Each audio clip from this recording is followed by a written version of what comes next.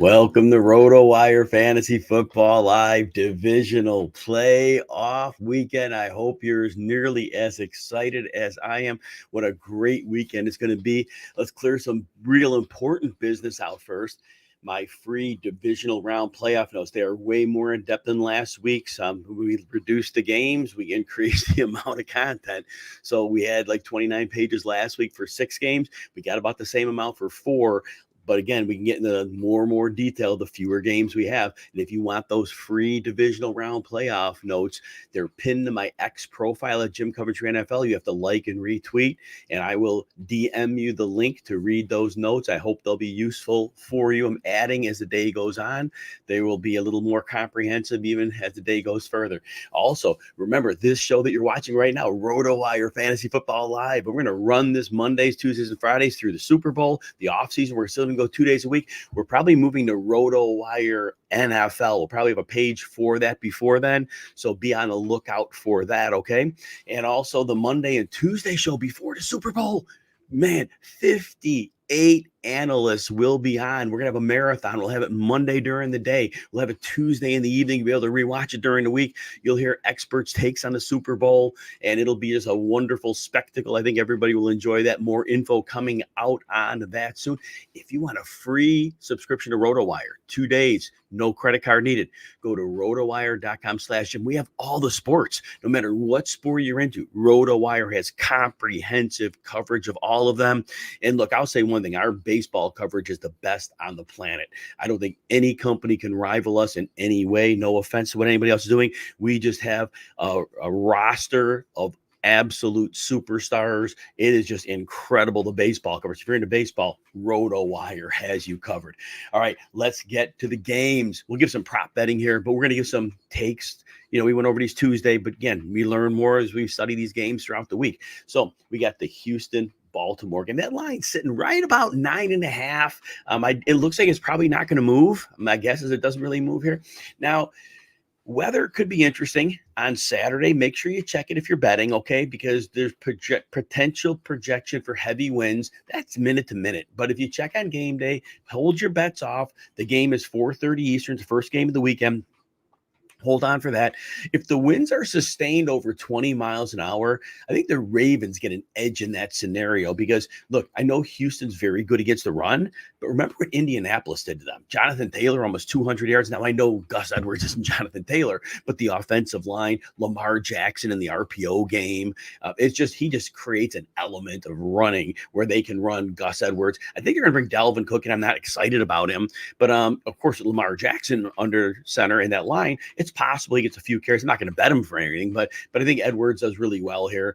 But that's it. If it's really, really windy, I do think that gives the edge because the linebackers can be had, and that offensive line of the Ravens is great. So pay attention to those wins. Also, remember, here's what I want you to note out in this game. As you're previewing this game, Houston's been awesome. They're great for the NFL. The Houston Texans are rocking, right? And look, they're in a great spot here. But here's the problem. The Ravens, in their last 2 meaningful games, who do they play? They played the 49ers on Christmas, and then they played Miami the week after that. And they shredded both of them. So what, right? Well, here's the so what, though. Both of those offenses are in the same tree that Bobby Slowick of the Texans did. They all come from the Shanahan line. And so a lot of those concepts, the Ravens in their last 2 meaningful games have coached against those concepts. And so they are extremely well-versed and recently well-versed in defending those. And they had very good success against the 49ers. Now, I know they had a couple tipped passes for interceptions, and I get that. But overall, they were successful. I mean, the 49ers struggled. And, of course, the Dolphins, obviously, their offense wasn't as good down the stretch. But, again, they had great answers for them. So I think that's going to be a problem. I think there's going to be something here where you have to look at now, Tank Dell's been out for a long time and Noah Brown's out. At some point, they need people. They need bodies to beat the Ravens. The Ravens are an excellent defense no matter how you look at it. Now, here's another thing. Don't make the mistake of saying, well, hey, look, the Texans just annihilated the Cleveland defense. And, some people said the Cleveland had these metrics where they were the best defense. Okay, fine. I loved them all year, but they gave up a lot of points in a lot of games. But all that said, you can't compare the Ravens and the Browns. The Browns are one of the man heaviest coverage teams in the league.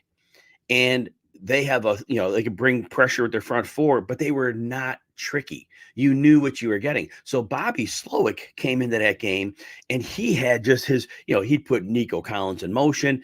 He run him on, the quick release routes. And it was easy to scheme him open. And Dalton Schultz was open those couple times when he had the ball thrown, and Brevin Jordan on the screen. But there were players, I say, wide ass open all day. And Bobby Slowick played that man defense like a fiddle, and Cleveland had no answers for it. Well, Baltimore, and I know Marlon Humphrey's going to be out in this game, and it would be a big deal if they played a lot of man. This is a heavy zone team. And against this specific team, and we've seen them do it against the 49ers, and we've seen them against the Miami, they're going to play a lot of zone here. And Nico Collins is a superstar, but they're going to cloud coverage on his side. And the likelihood of him making big plays against the zone, and they're going to play over the top. And so it's going to really make it difficult for Nico to have a dominant game, and they're going to need him to have that dominant game.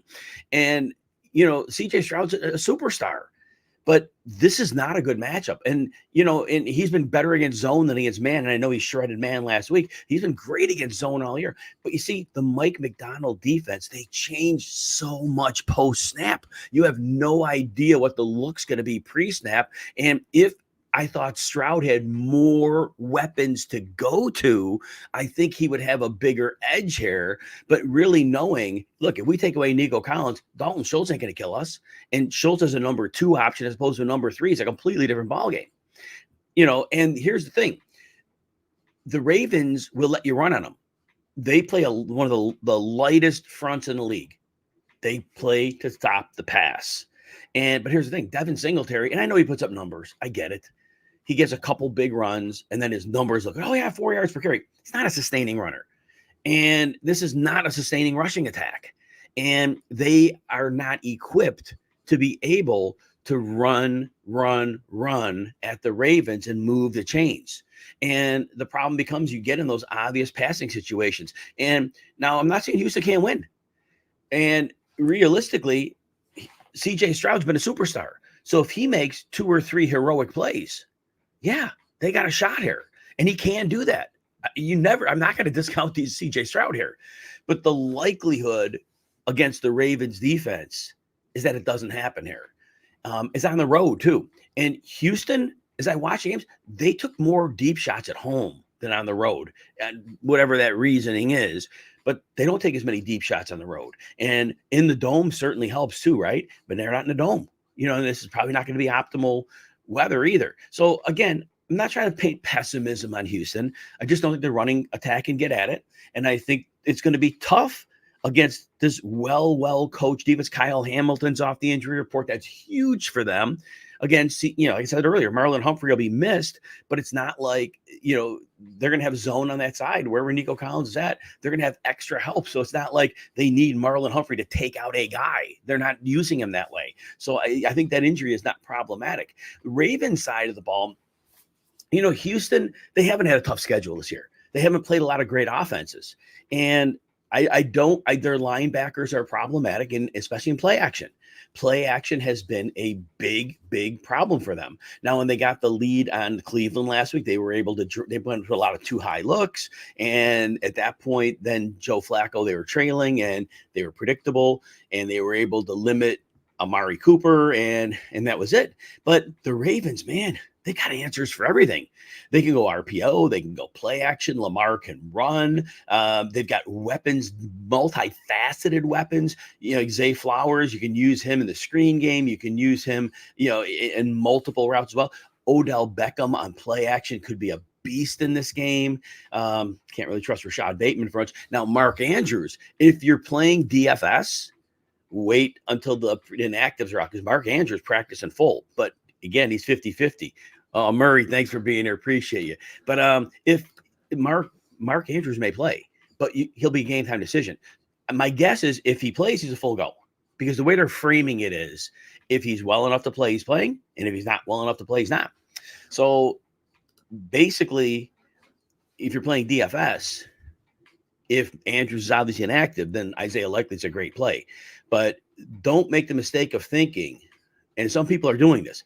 Well, Isaiah Likely's been so good, they got to put him and Andrews on the field. That's not their offense. Their offense is a 3-receiver set frequently, or they'll use 2 running backs and they'll go heavy and block that way. They're not going to put 2 receiving tight ends on the field. It goes against their fundamental principles of Todd Monken's offense. That's not who they are, and it's not who they're going to be. They would stun me if that happened. There's a less than a 5% chance that happens. I guess anything could happen. So just be cognizant of that if you're playing DFS. So how am I predicting this game? Well, yeah, I've kind of laid this out. Houston has paths to win, but it's not going to be easy. And look, don't forget that Lamar, he's a different quarterback than he was when he went 1-3 in the playoffs earlier in his career. This offense is so much different. It gives him so much more latitude. His weapons are more diverse than what he had in the past. So there's definitely that as well. So I think in this case, look, if Lamar's got to take it over with his legs, yeah, he can. And if, the running game, like I said, Indy ran for 200 yards on them, and it's a great run defense, but they can be had. And there are just so many different ways they can get going here. And Draft Annihilator says Monken and Lamar persistently ascend in the kind of offense that can win. That's it. That's exactly it. They have an answer for everything. If the Houston comes out with a big blitz package, well, then Lamar's probably going to run a little bit more. They're probably going to throw a little more screen action, and they'll make adjustments if they see that. They'll make the adjustments as they come. They've been very good all year at making adjustments and having answers, but having Lamar as that trump card, that is just ridiculous, right? And so I'm very excited about it. DeMeco Ryans, I think he does have to come out and probably try to blitz. He's got to try something out of the box. But from what we've seen all year, they're going to have answers for it. So the Ravens are in a really good spot here. And I think the problem if you're betting this game is you see Houston coming off the big victory against Cleveland, and 9.5 is a lot of points to lay. And we haven't seen the Ravens in a meaningful game in 3 weeks. So we kind of forget the Ravens aren't just like any one seed. They've been a dominant team. They have 14-point wins over a lot of good teams this year, 14 or more. They have buried some really, really good teams. And as much as I love CJ Stroud, and he's going to be a future superstar, and I just can't wait to see it, I've got to say, the Ravens are likely, you're never going to, there's no guarantees in football, right? But I'd put probably a 65 to 70% probability that the Ravens cover this 9.5-point line. And there's a good chance that they win this big, because ultimately the flaws on the Houston defense can be exposed, and that Ravens defense will have a great opportunity of limiting this offense down. And if they can make them one-dimensional by playing with a lead, it's even worse. CJ Stroud's been a Superman when they're playing from behind, but that Ravens defense playing with a lead, knowing there's no ability to even challenge with the run, that would change it up. Bateman is looking spry, but man, the drops have been horrible. His concentration this year, he has had so many potential big plays that he's just bonked. And I don't know what his problem is. Do not know what Rashad Bateman's problem is. If you're going to bet over on his props, I could see it. He's getting targets, but he's got to catch the ball, right? He's got to just finish, and he hasn't been finishing this year. And that's been the real frustration with Rashad Bateman, because if he was just making his plays, I can't imagine what his second half numbers would have been. I mean, I know the targets are only 5 or so a game, but realistically, the opportunities getting are yardage, red zone. So hopefully he could turn the page on that. But this season has just been kind of rough for him, right?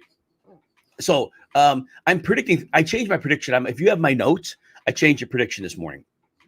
I think I had 27-19. I bumped it to 31-19. I have them winning by 12 here. And I do think that they're going to cover the 9.5-point line. Again, 70% probability. There's a 30% probability that the Texans win. There's probably a 15% probability that the Texans actually win the game outright, but it's an 85% probability that the Ravens win this game. So I am in favor of them here. Props. All right, let's look at this one. First, I'm going to look at Lamar Jackson over 53.5 rush yards. Now, he's only gone over that 7 times this year, so he hasn't been money on that number. But I said earlier, I expect DeMeco Ryans has to come out with something. He can't just sit back and let the Ravens play their offense. And I think that answers, he's going to have to be aggressive with the blitz. And I think when that happens, I think you're going to have to see Lamar. He's going to take a couple of runs for bigger yardage. And I think that's going to be important. Now, the Houston edge rush has been really hot. Jonathan Greenard back from injury. Dude, he's a stud. Right? He really is. And then, of course, Will Anderson, the third, playing great football. And I think that pass rush starts getting Lamar Lamar's going to break contain a couple of opportunities as well. So I do think we'll have broken plays, 2 to 3 of them. I think we'll have some design runs. His probability of hitting over 53, I have it at 65%. There are very few props I have that are going over 70 this week percent, but again, that's still 55%. That's the break point, right? If you're over that, but just try to give you that to show you these are not sure things, but the probability is the thing. Next prop I like in this game, Gus Edwards over 13.5 rush attempts. Now I know they brought in Dalvin Cook, and I know they're expecting to play a little bit, but look, Gus Edwards knows the system. He has been very reliable. He has at least 16 carries in 2 of his last 3 games. We throw out week 18. I know he played, but they definitely were resting people and just doing different roles. So that week didn't count. But 2 of his last 3 games, he's over. Now, since week 5, you got the Keaton Mitchell factor when he was playing. In the majority of games when Mitchell wasn't a factor, Edwards, and this is after week 5, because early in the season, they didn't know what the hell they wanted to do. But after week 5, in the non-Keaton Mitchell factor games, Edwards was over that number of 13.5 carries in most of those games. It's the point spread indicates, and the probability of Baltimore playing with the lead makes it that they'll have a second half lead. That would mean Gus Edwards gets late carries in the game. Those won't be Justice Hill carries. Those would be grinder carries. And I think it's a 68% probability that Edwards goes over 13.5 rush attempts. I also think CJ Stroud goes over the 35.5 pass attempts, and that's plus 100 on DraftKings today. And here's what I'm thinking here. Now, there was a 4-game stretch, and it was in the second half of the season, where Stroud went between 36 and 42. They were all over. Then they had that low-scoring crap fest against Denver, and then he got hurt against the Jets with a concussion. But he had a string of games where he was way up. And then the last 3 games they played, now remember, the Texans won them all. And when the Texans were winning those games, he only had 21 to 32 passes, but he was under in those 3. But if you're going to go by the probability that Baltimore wins, so if you think Texans are going to win, do not bet the over on CJ Stroud's passes.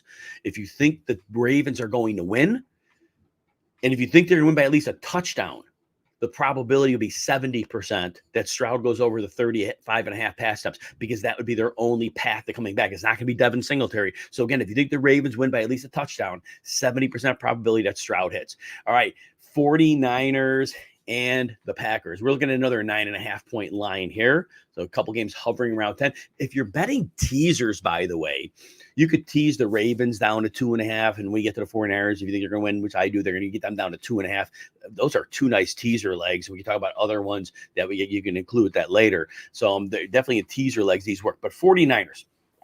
So first of all, the 49ers, again, as we say, they've been off almost 3 weeks. They didn't have to play in week 18. They had bye last week. And so they're in good shape. The injury report is very clean for them right now. And it was Dre Greenlaw. He did practice limited. That's important. And we'll have to see. Right now, he's still questionable. So that would be a very big blow if he was not on the field for them. But right now, it looks tends to be on the positive side. He's going to play. Because check that injury report. It's a Saturday night game, so check that out. Otherwise, Eric Armstead, who's a defensive tackle, he missed 5 weeks of a foot injury. He's back. Very, very important. I'll dwell here for a minute. Since the 49ers traded for Chase Young, edge rusher, and when Armstead was on the field, it was a small window of games. But when they had their front 4 together, for a period of time, they were tougher to run on, because what happens is you got Armstead and Hargrave in the middle, but you got those 2 great edge rushers, Bosa and Chase Young. And when defense have to worry about those outside guys, they can't really commit extra bodies to the interior. So Armstead is able to really clog up the run lanes, and Hargrave does is he's a pass rusher, but he also can defend the run as well. So and then what that does, the secondary function is, by those 4 being there and all requiring attention, that frees up Fred Warner, Greenlaw, and even Oren Burks to get more room to attack the running backs. So their running defense, when they're all healthy, which they are now, not Greenlaw, but the front line, the front 4, that allows them to be a better run defense. So I do think, so based on that, we'll say on the Packers side of the ball first. So having that run defense healthy, they're going to be in good shape.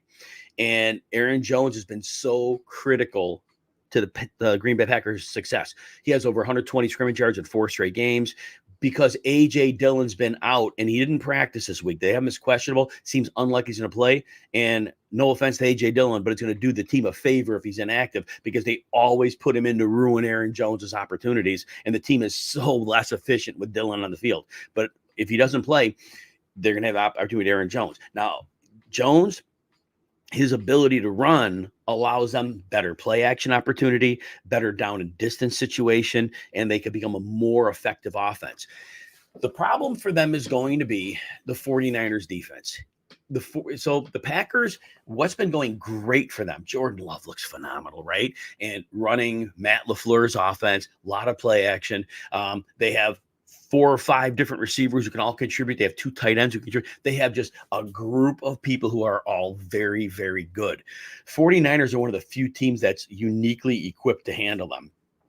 On the season, they've gotten above average coverage from 4 different corners. Their safeties have been good in coverage, and they really crush the middle of the field. And that is really the hot spot for the Packers passing game. They just eat in the middle of the field. They can win anywhere, but they love that middle of the field. Now, don't forget the Matt LaFleur offense is also from the Shanahan tree. And so Kyle Shanahan, obviously one of the architects, if not the architect, but his father was, but right there, one of the architects of this. And so he knows the primary concepts, and obviously his defense plays against those all day in practice. So they're uniquely positioned. And for the Packers to win and be successful, they do need Aaron Jones to have that game again. He needs to be able to get chunks of yardage. He needs to be able to move the chains. He has to keep the 49ers from being in obvious passing down situations where they can get that pass rush unleashed. That's the big deal, right? And, again, with the Packers, it's going to be finding mismatches, but that's not going to be easy against this defense. Not easy at all. They'll get Christian Watson back. Last week he was back, but they 12 snaps maybe. So my guess is if they want him for more, they've got him for more this week, which could help them. But all that said, here's the thing. The Packers have been very good in pass protection, right?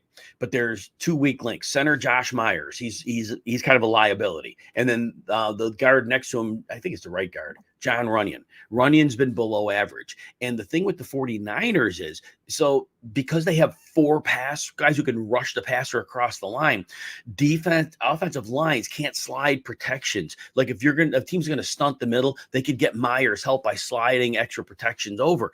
But when you got Bosa and Young and you got, both Hargrave and Armstead, what do? You can't slide protection because if you do, then you're opening up something more for Bosa or for Chase Young. So it's a real bad situation when the 49ers front 4 is healthy for opposing offensive lines with any weaknesses. And that will be exposed there. They do know that weakness exists and they will likely attack that. And so Jordan Love's going to have to continue to make big plays, extend plays. He's going to have to be on that A game here. But again, the wind, it's unlikely that he always has guys who are super wide open due to scheme. It probably isn't the case here. And so he's going to really have to make plays that aren't quite there. This is where he's going to have to elevate his teammates beyond the coaching and what he's already done. He's going to have to elevate further to give Green Bay a chance. It can happen. The 49ers defense is not impenetrable because we've seen when that pass rush doesn't get home, the corner's got to cover longer, and we know with all the receivers the Packers have, eventually something opens up, and so there is an opportunity. And Aaron Jones, again, I said the 49ers run defense is better when you have Armstead healthy, but again, Jones is a special back. So those are the 49ers. The Packers' key to success. I think it's more probable than not that the 49ers have more answers on defense because Shanahan being familiar with the common threads of this offense. And I think that's a huge advantage for them here. Now, 49ers side of the ball, sir. All right. So the Packers did great against the Bears. And they did great last week against the Cowboys. The last 2 games, they played great on defense. 49ers is a different animal. When you look at the Cowboys last week, when you look back, you see it so clearly. And I've been saying for weeks, the Cowboys are a one-dimensional team. Tony Pollard gets 15 carries, but he was not a sustaining runner. Dallas knew after their bye week, they can't lean on the run. They had to go pass first. And then obviously their offense opened up. But against The Packers, this is playoff game planning we talk about. I always talk about it. The playoff games are hyper-specific game planning. And in that Packers game against the Cowboys, they knew the Cowboys wanted to attack the middle of the field. That was the Packers' weakness. But the Packers kind of sold out to stop the middle. And they knew the run game wasn't going to be a factor because it never is for Dallas. So what does that leave? Dallas got off to a sluggish start. They were knocked off balance. They put up a bunch of garbage time points and yards later, all that production there. But some of the starters were off the field when that happened. So, and people who are saying that the Green Bay Packers played a ton of snaps on defense, they'll be tired. There were subs on the field for a lot of that fourth quarter. So throw that out. I think that's a non-issue. But so all that said, the 49ers, this is not the Cowboys. Got Christian McCaffrey. Now, my friend Doug Orth, who's on the Tuesday show, talks about this, but those who watch the games know this as well. The eye test, you run behind left tackle Trent Williams, and good things happen. McCaffrey's yards per carry is, I think it's 5.7 when he's running behind Trent Williams. Imagine that, right? And obviously to the right, not the same. The offensive line's not great besides Trent Williams, but the system and the weapons, and again, they ball out quickly, those all mitigate that line. So when I give you run blocking and pass protection grades for the 49ers line, it's a comprehensive thing. It's not the talent, it's everything together. If the quarterback gets the ball out getting hit, your line did its job. Bottom line, right? So, all right, McCaffrey will be the lead in this game. He's the engine of the offense. And the Packers defensively, they're better run defense than they were last year, but they're not a very good run defense. And Christian McCaffrey is special, and they could use him in the screen game. They could use him in the run game. Now, when they're passing the ball, here's the Packers' problem. The middle of the field is still the weakness. So if they go, okay, we did it against the Cowboys. All right, so we pack in the middle of the field. Well, guess what? You got Brandon Ayuk on the outside. You can get Debo on crossers. You can even line Debo outside if you want. Doesn't really matter. You can get McCaffrey to the edge on screens. As soon as the Packers oversell to compensate for a weakness, the 49ers have 5 answers. And it's not close. This is the problem for the Packers. The Packers are not a good defense. They're a horribly coached defense. They coached well last week. They coached well against the Bears. They found 2 limited offenses, and they were able to come up with a plan to take away one thing, and the offense had no answers. The 49ers have an answer for everything you do. And this is the one to watch if you're watching on TV. Linebacker Quay Walker. Now, he did sit down a few snaps, I think, in the last game. When he's on the field, he's the mark. Not good in pass coverage. And Kyle Shanahan is the master of identifying and isolating that defender and getting a receiving threat against him.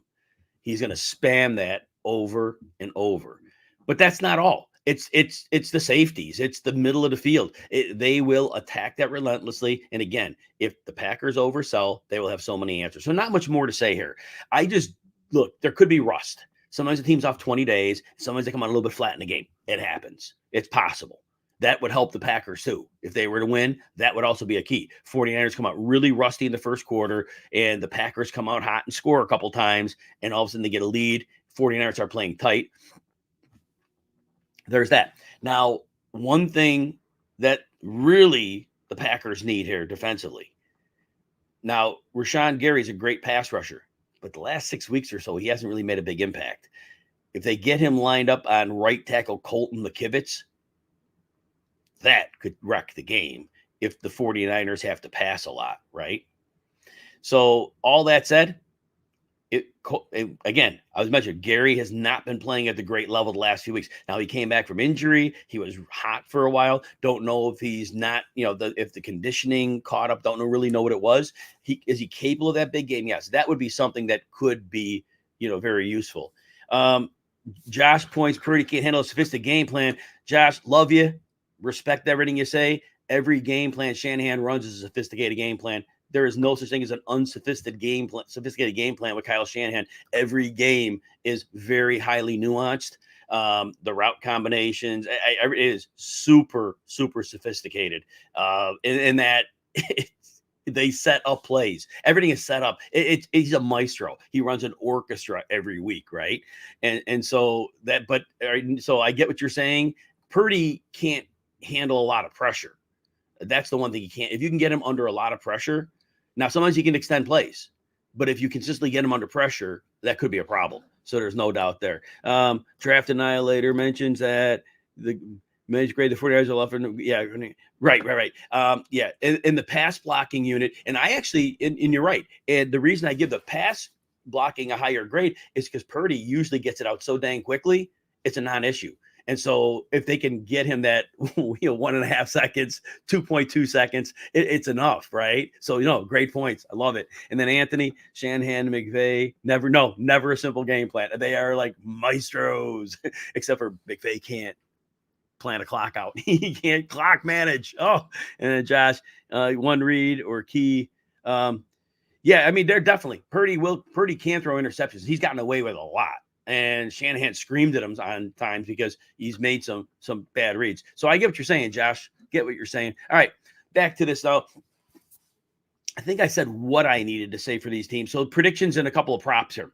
So first of all, I do think, again, the 49ers, they played this game 10 times on the home field, 20 days rest for the 49ers.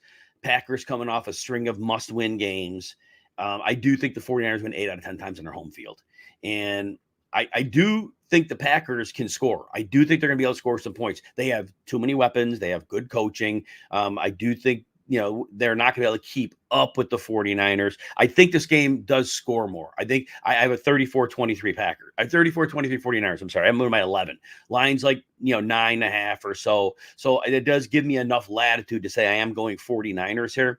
But again, it's a tough line to go with because backdoor covers and all that, but there is a world where the 49ers could really get up to enough lead. And if they make the Packers one-dimensional, I do think that pass rush, especially interior, could really make it a longer day for Jordan Love. But we've seen him, pile up garbage time points too. So, if you're betting this game, I would not go overboard because there is a backdoor cover that it is waiting to be had here. But I dove in a vacuum. I do think the 49ers win this game by a little more than 10. And then Draft Annihilator, you know what? UFL coverage, all I'm doing on that is depth charts. Somebody else in the company does write-ups on those, so they don't necessarily assign me that. I'll be doing preparing for the NFL draft and just doing a ton of work getting that and then getting projections for NFL done. So, but yeah, we will have UFL coverage at RotoWire, but I don't think it's overly comprehensive. And then, Anthony, 49ers, and that's what I'm saying too. 8.5 times. I have 8 out of 10. So definitely on that. All right. Props in this game. First one is a 60% probability. Brock Purdy going over 265.5 yards. Now, he's only going over that in 5 of his last 9 games. But remember, Green Bay, they're susceptible in 2 key areas. Middle of the field defense. They're not good. And again, they can't sell out to stop that here. I just don't think they could do that. And yes, Josh, I think we're like an over 50 on this one. I just think that, and especially the Packers scoring some points late, I think that's going to push that over. They have been good enough to score some late. So I definitely think that. And also Green Bay, I said they're susceptible in the middle field. They're also susceptible to big plays. And the 49ers have, the way Shanahan sets them up, schemes them up, there's going to be big plays here. And remember, Green Bay's defense, they've had a fairly easy schedule of quarterbacks, but since week 12, these guys have over 300 yards. Prescott last week, I know most of it didn't count as garbage time. Jared Goff went way over 300. Mayfield had a perfect game. Passer rating, way over 300. Bryce Young at 312. I know that was garbage time, but 4 quarterbacks since week 12 gone over 300 yards against them. Now, why is this only a 60% probability? Because if we see McCaffrey dominate on the ground, maybe they don't throw enough pass attempts to get him there. But I don't think it takes a lot of pass attempts to get Purdy over 265. I think he could do it on 28 pass attempts. We may even get there, but that's why 60%. There's a little bit of gray area. Now, 65% probability is Purdy with the longest completion over 39.5 yards. Like same points I made. Green Bay not limiting the downfield passes. The 49ers have so many ways they can get a 40-yard play. They could just get Ayuk on a straight down over the top play. They could get Kittle down the seam. They could get Debo on a catch and run. They could get McCaffrey on a screen. And they consistently make big plays each game. So there's a 65% probability on Purdy going over 39.5 yards. All right, let's get to the Buccaneers Lions. And then, Draft Annihilator. think the 49ers pass rush will deliver. Yeah, I do think that's going to be a big one. And again, as I pointed out earlier, that Josh Myers at center and John Runyon at guard, the 49ers, they could get you interior or outside. And I think that is where the Packers have been able to get away with it. In this game, I don't think they can get away with that to the same level. I think that's a big, big part of this thing. All right, Buccaneers and the Lions. These teams played in week 6. And the Lions won easily, 20-6. It was in Tampa Bay. And realistically, the Lions were not at full strength. Jonah Jackson, left guard, out. It was noticeable too. That replacement struggled. Jahmyr Gibbs missed the game. 6 carries into the game, we lost David Montgomery to an injury. So there was that. Brian Branch on the defensive side wasn't playing.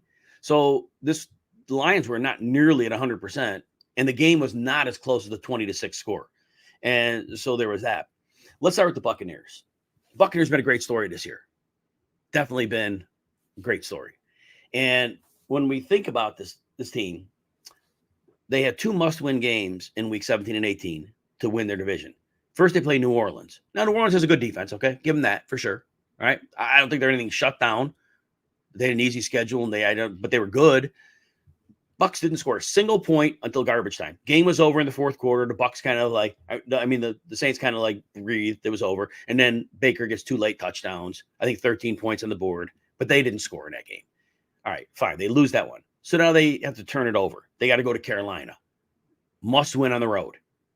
0 touchdowns. They kick 3 field goals. They get lucky to win because DJ Chark fumbles the ball going over the goal line for Carolina. Their kicker was injured. Their backup kicker misses a field goal. Those are 10 points. They probably would have beat the Bucs. Now the Buccaneers could have scored late, maybe.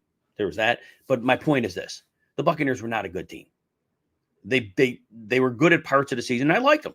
I've liked watching them. They did some nice things. They have some good players. They have good talent on both the offensive and defensive side. They're just missing some key players, right? And so when we're looking at the Buccaneers coming into this game, they beat the Eagles.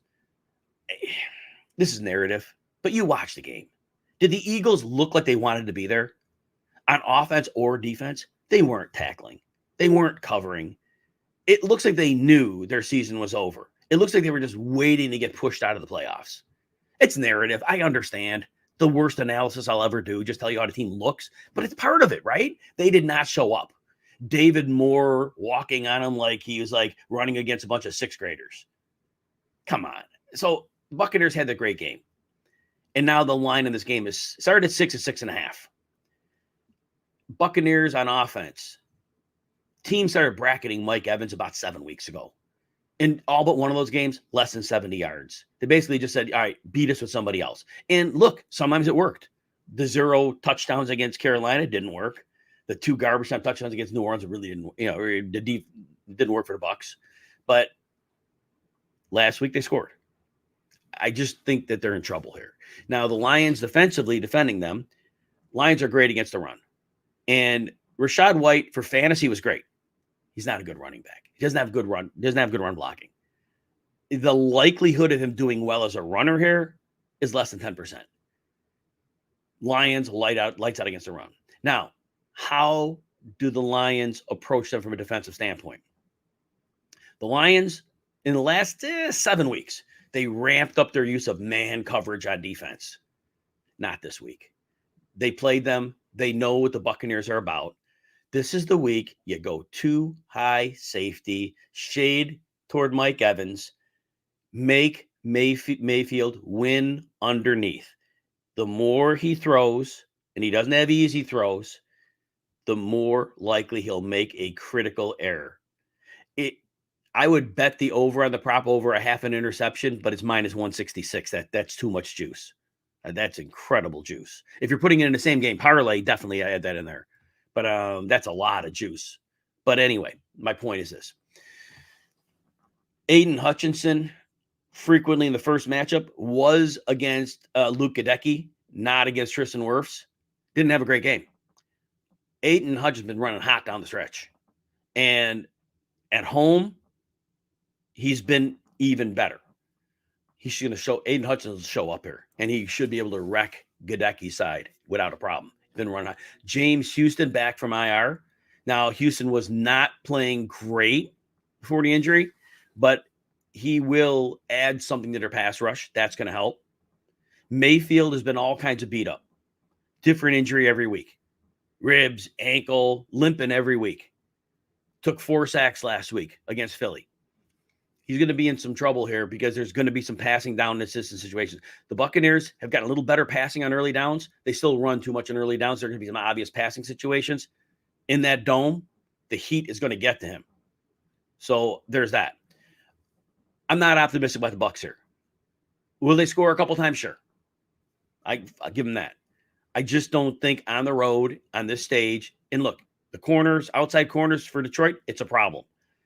And I'm expecting they go too high safeties. If they play a lot of man, they're screwed. If they just come in and play man, they're screwed. Mike Evans will shred them. But I don't think they'll do that. So that's the thing. If you don't think they're smart enough to go with too high against them, then maybe you're looking at the Bucs. So other side of the ball, Lions on offense. It is hard to run against Tampa. There's no question. But the Lions have their offensive line healthy. And their offensive line, I will take them to hold up against the Bucs run defense. It's not going to be a big game on the ground for the Lions. And again, in the first matchup, like I said, Gibbs was out and we lost Montgomery after 6 carries. But they're going to have enough sustained success on the ground to keep them from being one-dimensional. And also, that will slow down. They're still going to blitz. Todd Bowles is going to blitz. It's just the way it is. You're going to see a lot of blitz. But here's the thing.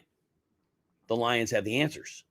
First of all, Carlton Davis, Jamel Dean on the corners, on the outside. Very good corners. They're not playing at the greatest level this year, but they're very good. And certainly handling the outside receivers for the Lions. But here's the thing. The blitz, and we saw it in the first matchup. Where were the answers? Middle of the field. Amon-Ra St. Brown, 15 targets. Sam Laporta, heavily involved. Now, I know he's not 100%. But the answer, and now Jahmyr Gibbs. Now, you think after they played them in week 6, you have to think Jahmyr Gibbs in the screen game, they haven't used him a lot there. But you have to think that's part of the answer here. Blitz is coming, you're a hot read. That could cause a lot of problems. But even if they don't have that, they've still got Laporta will be better than he was last week, and they still have St. Brown. Those are the answers to the blitz. Goff is at home, much more comfortable at home. They're not going to need to test the outside corners. They've got enough to handle it. And so I do think that the styles make fights. I think the Lions offense is perfectly suited to rip up the Buccaneers. Again, they only scored 20 points on them, but they were without their running backs and Jonah Jackson, so there was that. So I know I keep hearing a lot of people are betting the Bucs here. They're betting the Bucs here. And I see this game as a mismatch. The Lions are at home. They're an excellent football team. Again, their outside corners are a problem. I'm not going to try to argue that. But they've seen this team. And I expect them to make the adjustments again. Too high. I expect that. Maybe I'm wrong. I don't think it's close. Since I hear so many people saying Bucs, maybe this line doesn't go to 7. I have to think sharp money at some point comes in and it pushes this line to 7 or 7.5. So if I can get this line still at 6, now I bet early in the week when it's 6, I'm definitely taking Detroit minus those points. And if you're doing the teaser leg, or if you're teasing 49ers down to 2.5, you do a 7-point teaser. I know it's extra juice. Take the 7-point teaser. Because if you're going to tease them, don't tease the 3.5 on the 49ers and 3.5 on the Ravens. Take the 7-point teaser. Get those about the 2.5. And then that takes this game down to where the Lions just have to win. Again, I think they cover, but if you're doing the money line teaser, just go ahead and do those 3. And those are really great bets. All right, all that said, let me just look at the comments and I'll get back to a couple props and I'll get you the last game.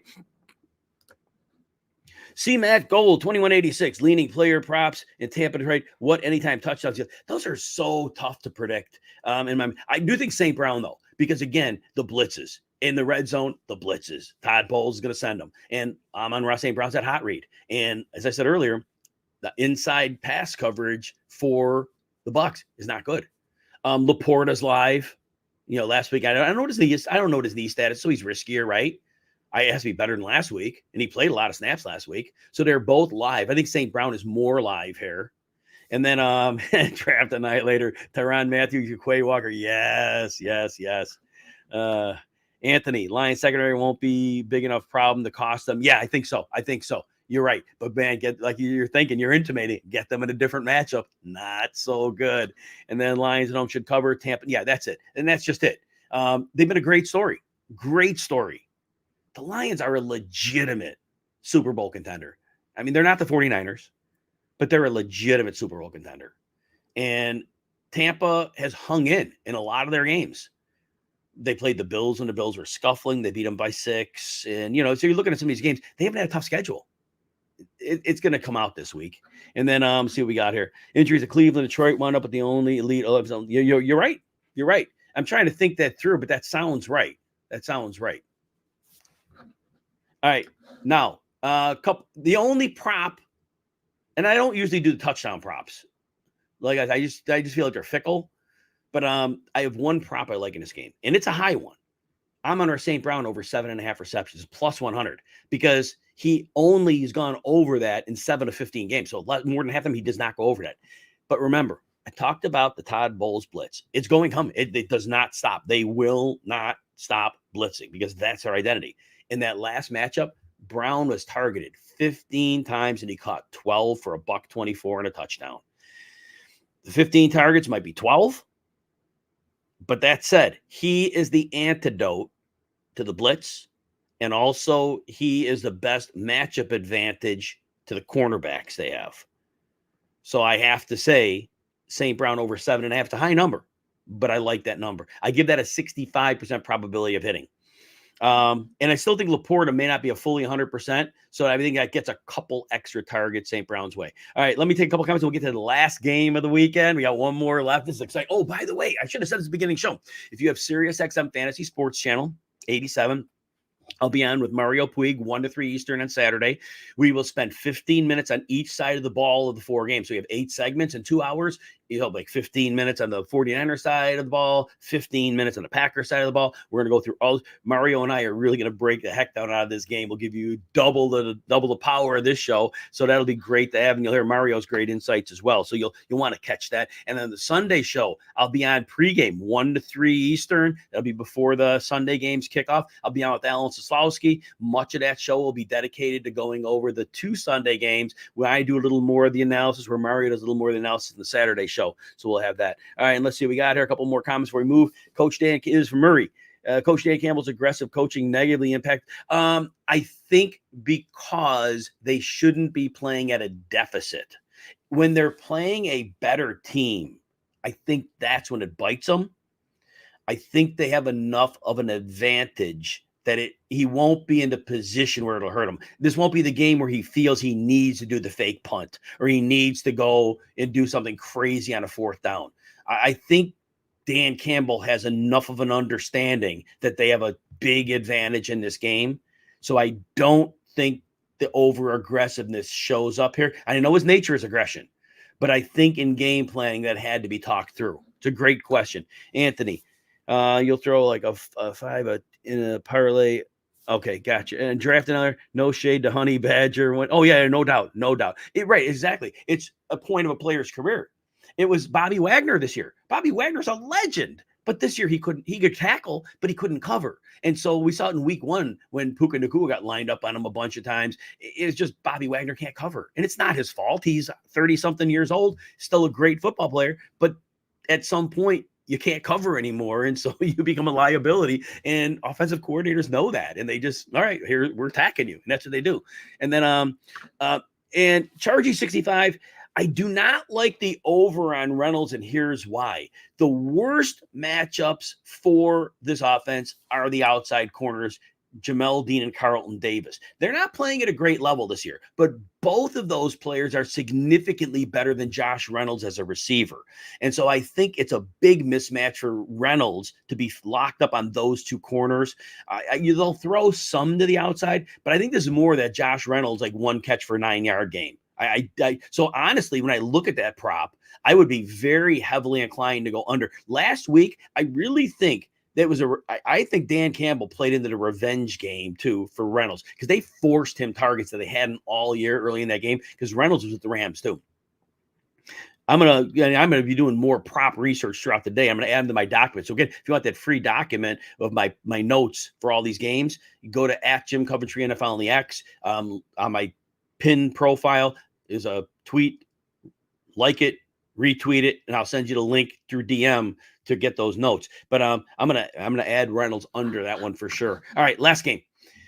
Bills and the Chiefs. All right, look, the biggest story of this game are injuries. And this is going to be ongoing all day. This is Friday. We're filming this Friday at now it's noon Eastern almost. We're gonna be breaking this on all weekend. And the injury report's going to break later. The inactives before that game, and it's the last game of the weekend. So if you're doing DFS, it's going to kind of mess things up. Cornerback Teron Johnson. These are all defensive injuries for the Bills. Cornerback Teron Johnson had a concussion last week. Because on a Monday, one less day to get cleared. Now he's limited practice, but an independent neurologist lets it clear him. Now maybe he plays. Rasul Douglas missed last week's game with a knee injury. They're hopeful he plays, but is he 100%? Cornerback Christian Benford left last week's game with a knee injury. It seems pessimistic that he'll play. That's 3 corners beat up. Their middle linebacker, Terrell Bernard, who's really a playmaker for them, carted off with an ankle injury. Again, they hope he's out there, but again, he's probably nowhere close to 100%. His backup, Balin Spector, injured his back last week.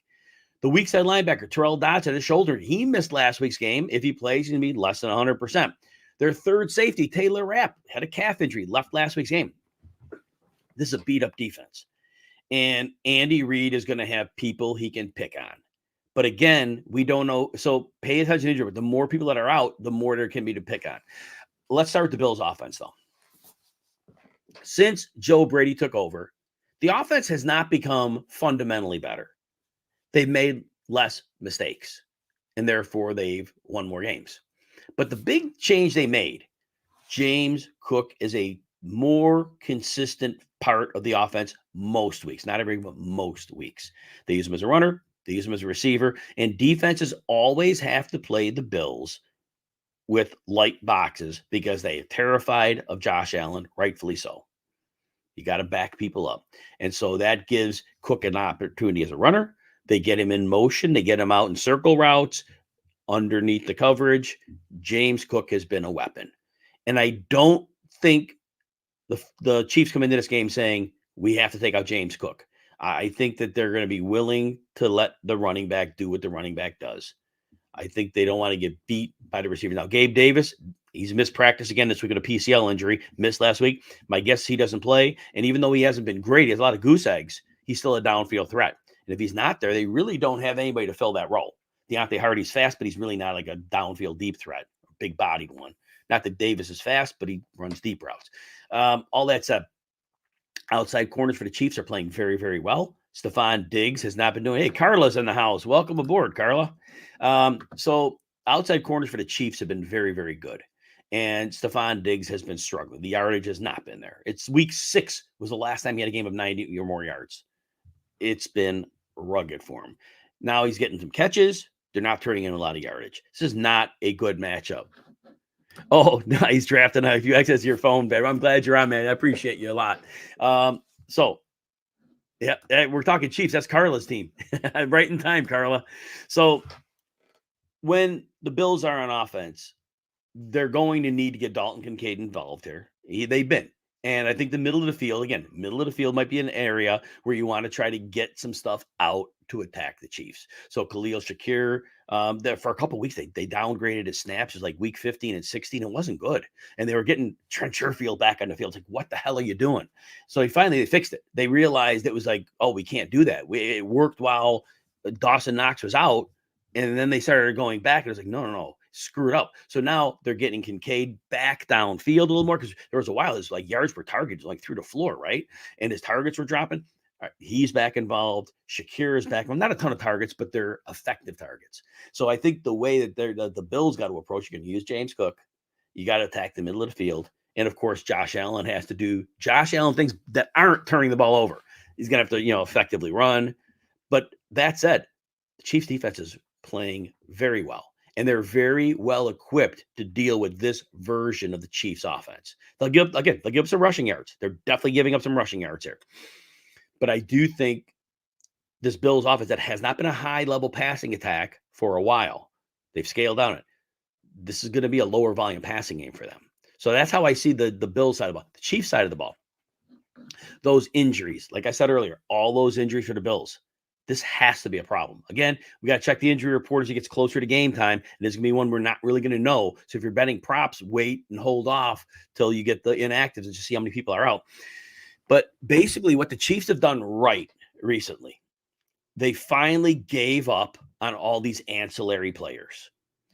Basically now they're getting the ball to Rice, they're getting the ball to Kelsey, and they're getting the ball to Isaiah Pacheco. Now in the first matchup, when the Bills lost, remember that was the Kadarius Toney game, the lateral that would have got him ahead. But Pacheco didn't play in that game. That's a big deal, right?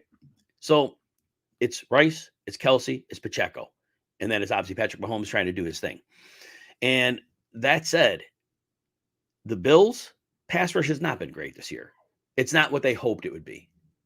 And this is a week where they would need that. They need their pass rush to be really clicking because you want to take advantage of the tackles. The tackle play has not been good. Juwan Taylor hasn't been good. And the other name's evading me. I apologize. And I always know these names like the back of my hand. But the pass protection hasn't been great on the tackles. The interior line's been fine. But the pass rush hasn't been great for the Bills. So I don't think they can really leverage it. Now, the Bills play mostly zone, and they're very good in the zone. But again, they have all these cornerback injuries, and that's going to be a problem. Rashee Rice, what has gone better for him? Over the weeks, we have seen him be more reliable against zones. We see him now, he is finding and crisply getting to the void in the zone. Whereas before he was kind of drifting into it and Mahomes couldn't pull the trigger on the pass. Now he can.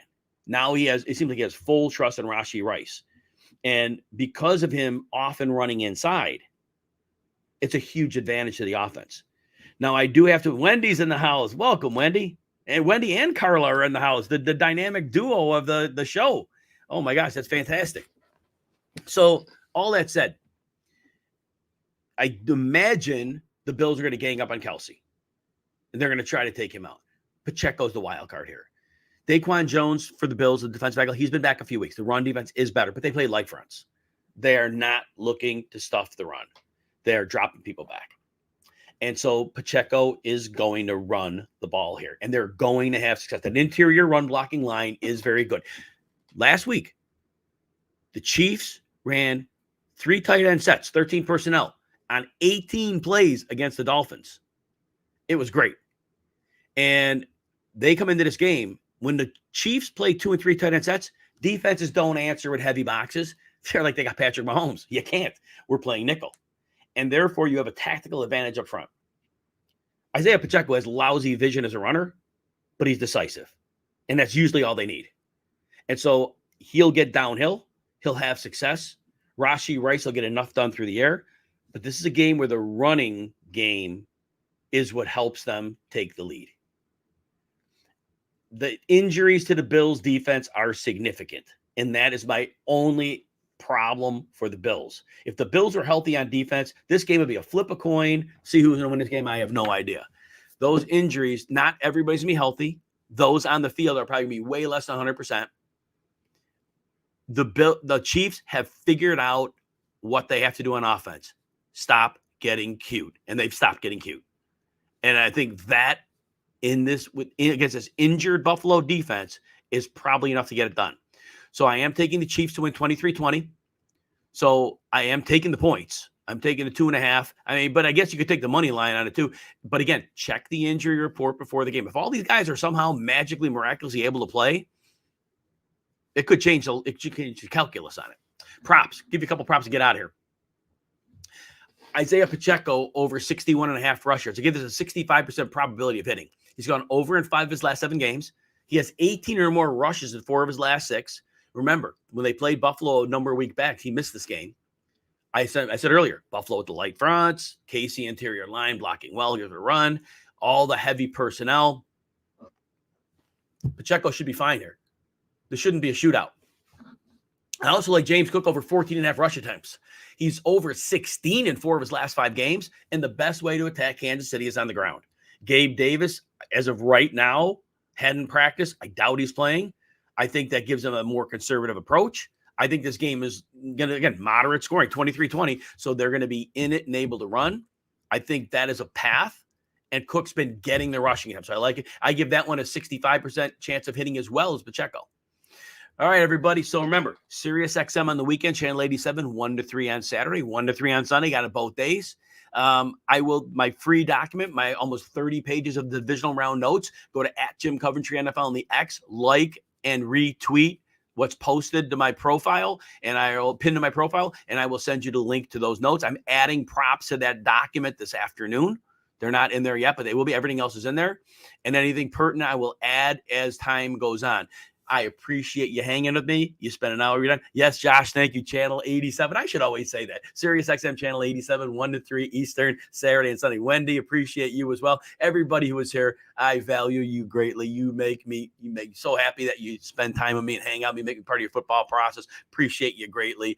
Enjoy the games. Let's hope they're more competitive than they were last week, although I'm not optimistic about it. And we'll be back Monday with a reaction show on this channel. And then again, we'll have great coverage of the game. Murray, appreciate you as well. All right, everybody, take care. I'm out. Have a great day.